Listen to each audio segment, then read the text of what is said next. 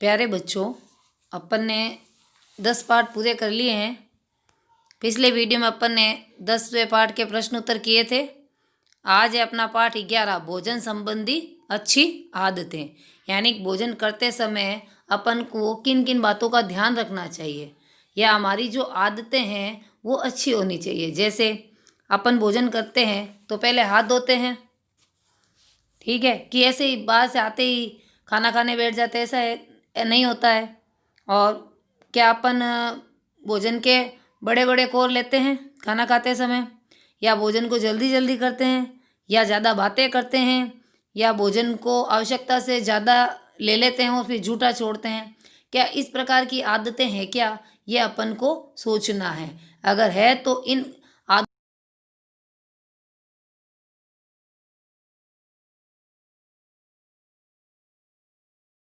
लेना चाहिए।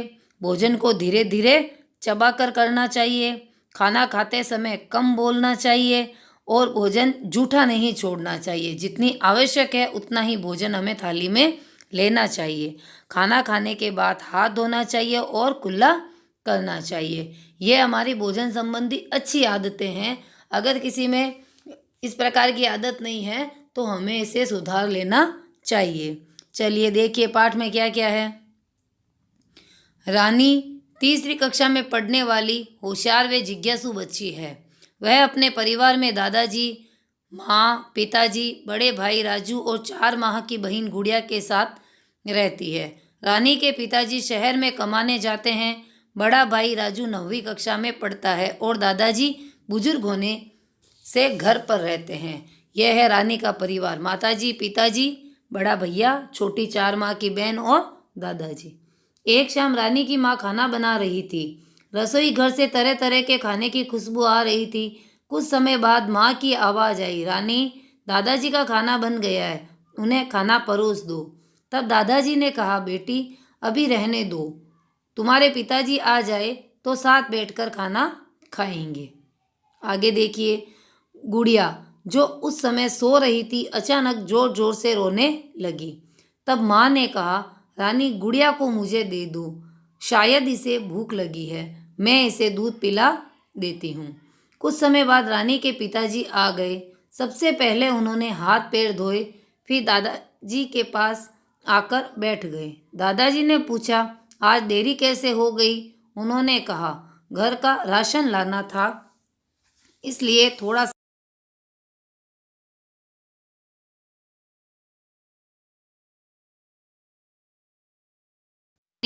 राजू कहाँ गया है? पिताजी ने पूछा तो उसने बताया कि राजू बाहर खेलने गया है। सोचिए और लिखिए, आपके घर में राशन कौन कौन लाता है? रानी के पिताजी क्या क्या राशन सामग्री लाए होंगे? ये उत्तर है, प्रश्न उत्तर अपन करेंगे।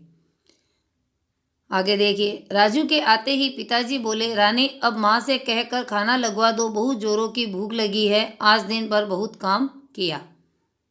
दादाजी राजू से कहते हैं कि राजू खाना परोसने में अपनी माँ की सहायता करो, परंतु उसने पहले साबुन से अच्छी तरह से हाथ धोकर आओ। रानी कह रही है, दादाजी भाई खेल कर आया है, इसके हाथ में मिट्टी लगी है, इससे गंदगी हमारे पेट में चली जाती है और हम बीमार भी हो सकते हैं, इसलिए आपने उसे हाथ धोने को कहा है। दादाजी कह रहे हैं, शाबाश रानी, यह तुम्हें किसने बताया? रानी ने कहा, दादाजी यह सब हमें गुरुजी ने आज ही बताया। यानी अगर अपन हाथ धोकर खाना नहीं खाते हैं, क्योंकि अपन बच्चे हैं, छोटे बच्चे खेल कर आते हैं, तो खेल कर आते हैं तो हाथों में क्या लगी रहती है? मिट्टी लगी रहती है। और अगर अपन हाथ नहीं धोएंगे तो अपन सीधा खाना खाने बैठ जाते हैं, तो खाना के साथ में वो मिट्टी हमारे पेट में चली जाती है और हम बीमार भी हो सकते हैं। ये देखिए, रानी का परिवार है पूरा, ये क्या है? भोजन कर रहे हैं। आगे देखिए, ये प्रश्न उत्तर भी करेंगे अपन। ये सब आपको ही बताना है। क्या आप खाने से पहले हाथ धोते हैं? आपके घर के सदस्यों को खाना कौन परोसता है? सामूहिक भोज में खाना कौन कौन परोसते हैं? तो ये प्रश्न उत्तर भी अपन करेंगे। आगे देखिए। सभी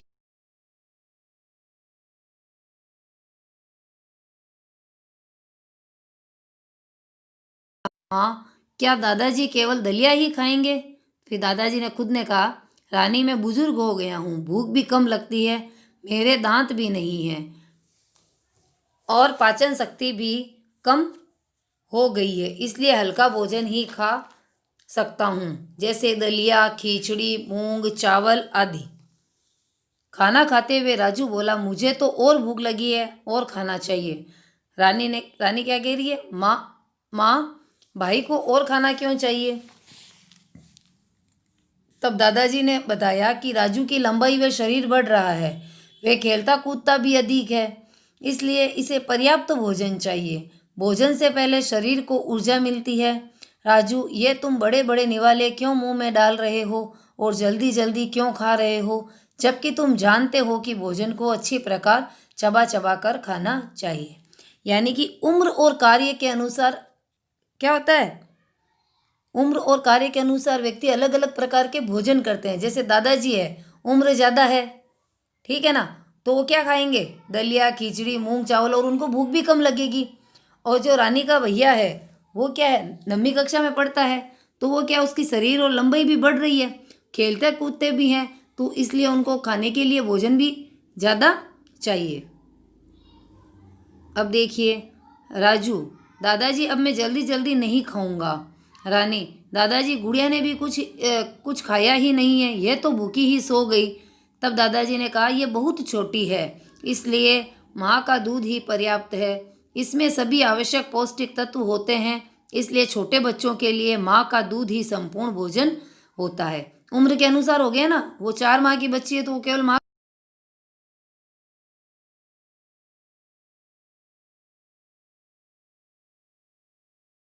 रानी का भैया है वो उम्र में जैसे बड़ा है, 9वीं कक्षा में पढ़ता है, तो वो छोटी गुड़िया से तो बड़ा है, इसलिए उसको उस उम्र के अनुसार उसको भोजन पर्याप्त मात्रा में चाहिए। आगे देखिए रानी, हाँ दादाजी मैं समझ गई। दादाजी, रानी तुम खाना खाते हुए बार बार क्यों बोल रही हो? खाना खाते समय कम बोलना चाहिए, कई बार खाना गले में फंस जाता है। ये देखिए, आप घर में कहाँ बैठकर खाना खाते हो? आप किसके साथ बैठकर खाना खाते हो? आपको खाना कौन परोसता है? दादाजी ने भोजन को चबा चबा कर खाने के लिए क्यों कहा? अपन को खाना चबा चबा कर क्यों खाना चाहिए, ये भी अपन करेंगे। चलिए, जब गुड़िया बैठने लगेगी तो उसे दूध के अलावा और क्या क्या खिला सकते हैं? जो 4 माह की बच्ची है ना, छोटी, वो जब बैठने लग जाएगी, अभी तो वो केवल माँ का दूध पीती है, लेकिन जब वो बैठने लग जाएगी तो और उसको क्या क्या खिला सकते हैं, यह भी अपन करेंगे। आप में भोजन संबंधी कौन सी अच्छी आदतें हैं, बताइए।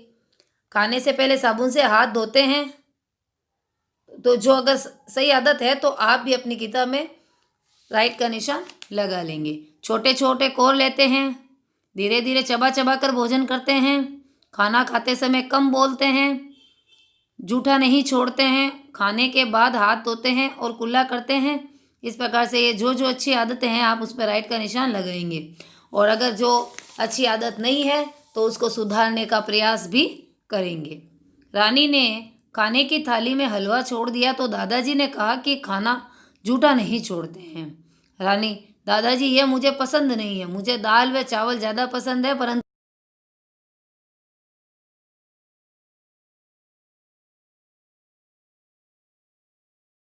दाल चावल मैं ज़रूर बनाऊंगी। यानी कि भोजन को उतना ही अपनी थाली में लेना चाहिए जितना हमें आवश्यक है, भोजन को जूठा नहीं छोड़ना चाहिए, यह भी एक अच्छी आदत है।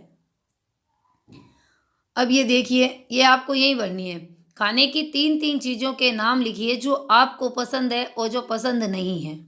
जो पसंद है वो 3 चीज़ें लिखनी है पहले तो, और जो पसंद नहीं है फिर वो लिखनी है, ठीक है। चलिए, अब हमारे शरीर को भोजन की आवश्यकता क्यों होती है? तो देखिए, भोजन से हमें ऊर्जा मिलती है। अगर अपन 3-4 घंटे 5 घंटे भोजन नहीं करें तो क्या होता है, हमें एकदम थकान सी महसूस होने लग जाती है और मतलब भूख भूख लगने लग जाती है। तो भोजन से हमें क्या मिलती है? भोजन से हमें ऊर्जा मिलती है। शरीर की वृद्धि के लिए भोजन आवश्यक है। भोजन हमें स्वस्थ व मजबूत बनाता है एवं बीमारियों से बचाता है। चर्चा कीजिए, यदि आपको एक दिन आपके परिवार के लिए खाना बनवाना हो तो आप क्या क्या बनवाओगे? सोचना आप लोग। आपके घर में कौन कौन से अनाज खाए जाते हैं, ये भी सोचना पहले। हम लोग एक ही अनाज का इस्तेमाल करके अलग अलग भोजन सामग्री भी बना सकते हैं। जैसे देखिए, गेहूं अनाज है, बाजरा और चावल। ठीक है, ये पहले भी किया था अपन ने कि गेहूं से क्या क्या चीज़ें बनती है, बाजरे से और चावल से क्या क्या चीज़ें बनती है। जैसे गेहूं से रोटी, बाटी, चूरमा, खिचड़ी, इस प्रकार से। चावल से क्या क्या बनते हैं? चावल से भी खिचड़ी बनती है, और क्या बनता है चावल से? खीर बनता है, पुलाव बनता है, चावल के पापड़ भी बनते हैं।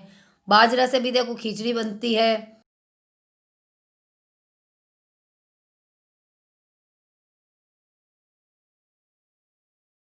से भी अलग अलग प्रकार की चीज़ें बनाई जा सकती है। हमने सीखा, भोजन हमें ऊर्जा देता है, हमारी वृद्धि में सहायक है, यह हमें मजबूत व स्वस्थ रखता है। उम्र व कार्य के अनुसार व्यक्ति अलग अलग प्रकार के भोजन करते हैं। खाना खाने से पहले हमें साबुन से अच्छी तरह हाथ धोने चाहिए। बुजुर्ग व्यक्तियों को सरलता से पचने वाला भोजन करना चाहिए। शारीरिक वृद्धि एवं अधिक परिश्रम करने से अधिक भोजन की आवश्यकता होती है। हाथों को धोकर करें संतुलित भोजन, चबा चबा कर खाना खाएं, स्वस्थ रखें हरदम जीवन। ये अपन के पाठ पूरा हो गया है। भोजन संबंधी अच्छी आदतें मैंने आपको बता दी है। इस पाठ को वापस आप लोग पढ़ेंगे और इसके जो बीच में प्रश्न उत्तर है वो आसानी से आप कर सकते हैं। तो एक बार किताब में भरेंगे, अगले वीडियो में इस पाठ के प्रश्न उत्तर करेंगे। धन्यवाद।